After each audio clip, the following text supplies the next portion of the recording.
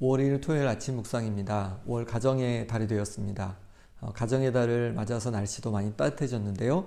코로나로 얼어붙었던 우리의 마음이 또 우리의 가정과 경제가 정말로 다시 따뜻하게 회복되는 5월 한 달 될 수 있기를 간절히 소망해 봅니다. 하나님께서는 우리를 하나님의 자녀 삼아 주셨습니다. 그래서 우리에게는 부모님이 세상 부모님 말고도 바로 하나님 아버지가 우리의 아버지 되시는 그런 은혜를 누리며 살고 있습니다.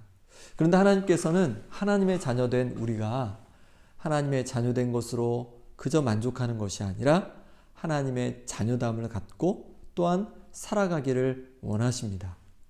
그럼 우리가 어떻게 하나님의 자녀됨을 갖고 이 땅을 살아갈 수 있겠습니까?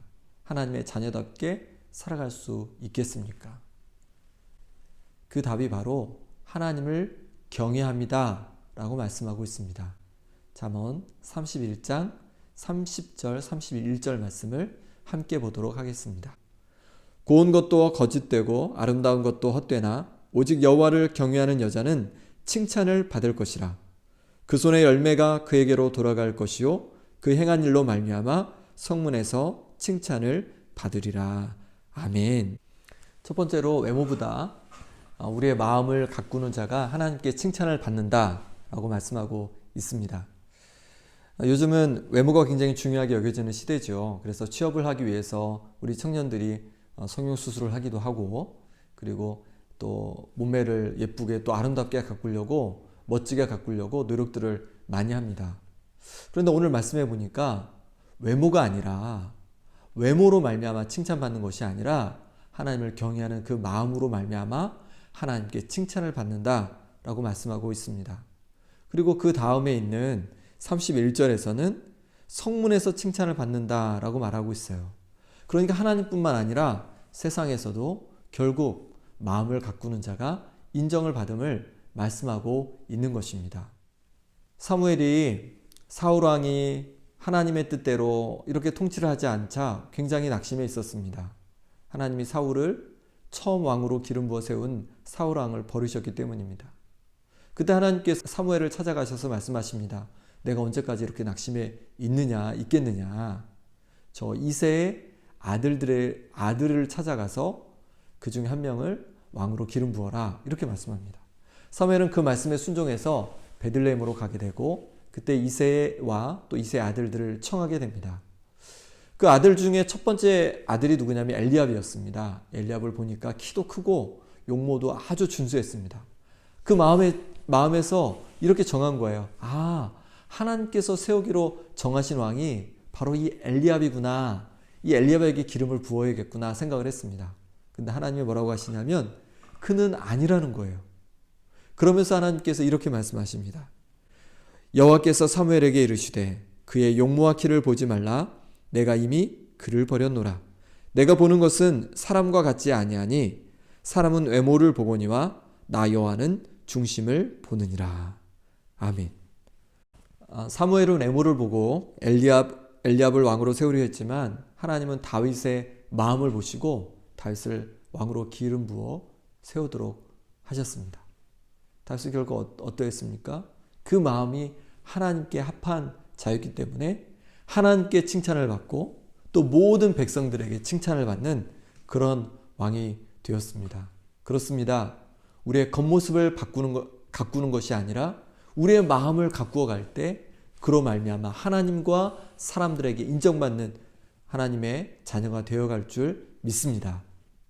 사도행전에 보면 고넬료라는 백부장이 등장합니다.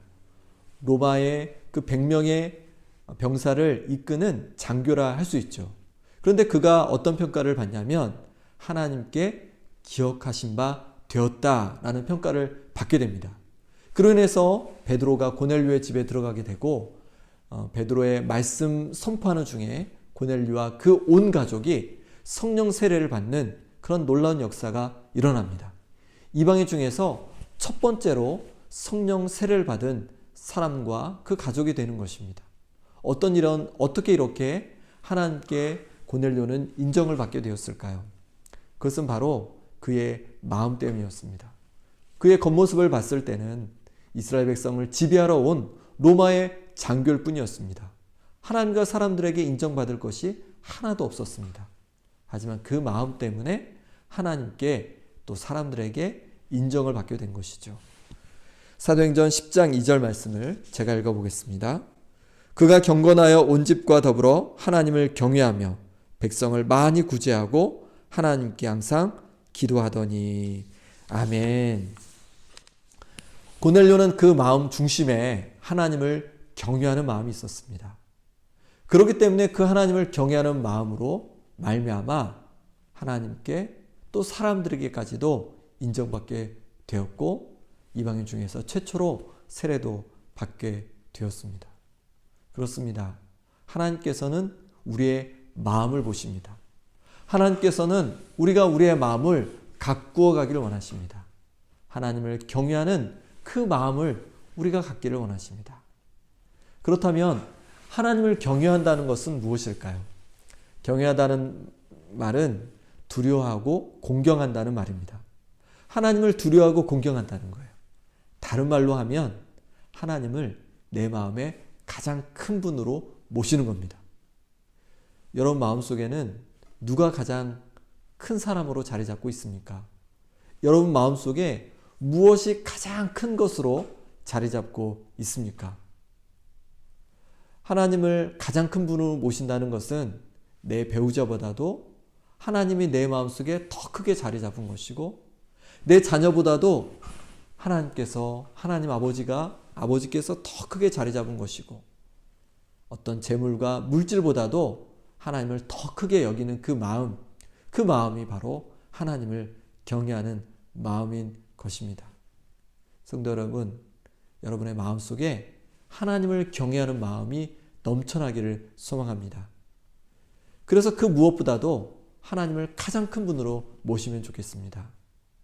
오늘 잠언 31장을 기록하는 사람은 누구일까요? 우리 1절 말씀을 제가 한번 읽어보겠습니다.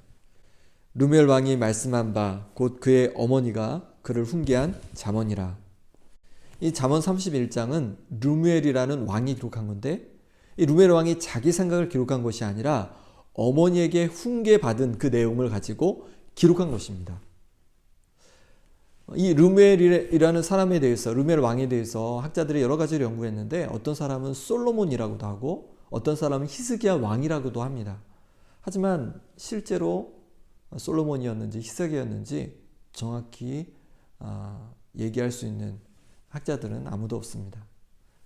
누군지 모른다가 정답입니다. 근데 우리는 그의 이름을 알 수 있죠. 바로 르무엘입니다. 르무엘의 뜻은 하나님을 위하여라는 뜻입니다. 르무엘의 어머니가 르무엘의 이름을 지을 때 바로 하나님을 위하여라는 뜻이 담긴 르무엘이라고 이름을 지은 것이죠. 하나님을 위하여라는 게 어떤 말일까요? 하나님을 위하여 살아가라. 아들, 너는 하나님을 위하여 살아가는 사람이 되어라 라고 이름을 지은 것입니다. 다른 누군가가 아니라, 다른 재물이 아니라 바로 하나님을 위하여 살아가라. 하나님을 가장 큰 분으로 경외하며 살아가라. 가장 큰 분으로 마음에 모시고 살아가라 라는 그 권면이 담긴 이름이 바로 르무엘인 것입니다. 르무엘의 부모님이 르무엘에게 이렇게 하나님을 위하여 가장 큰 분으로 모시고 살아가라고 가르친 것처럼 우리 또한 하나님을 우리 인생의 가장 큰 분으로 경외하며 살아가는 우리의 인생 될 수 있기를 바랍니다. 또한 우리 자녀들에게도 하나님을 경외하며 하나님을 가장 큰 분으로 모시고 살아가도록 가르칠 수 있는 우리가 될 수 있기를 간절히 소망합니다. 함께 기도하겠습니다. 하나님 아버지, 우리를 하나님의 자녀 삼아 주셔서 감사합니다. 하나님의 자녀가 되었지만 하나님의 자녀답게 살지 못했던 우리의 모습을 용서하여 주시옵소서. 이제 하나님의 자녀다움으로 살아가기를 원합니다. 우리가 우리의 외모를 가꾸는 데에만 집중하는 것이 아니라 우리의 마음을 가꿀 수 있는 지혜를 허락하여 주옵소서. 우리 마음속에 하나님을 가장 큰 분으로 모시고 하나님을 경외하며 살아갈 수 있는 우리 인생이 되게 하여 주옵소서. 예수 그리스도의 이름으로 기도드립니다. 아멘. 사랑하는 성도 여러분, 오늘 하루도 하나님을 경외하며 하나님을 내 마음의 가장 큰 분으로 모시고 살아갈 수 있는 성도님들 되시기를 간절히 소망합니다.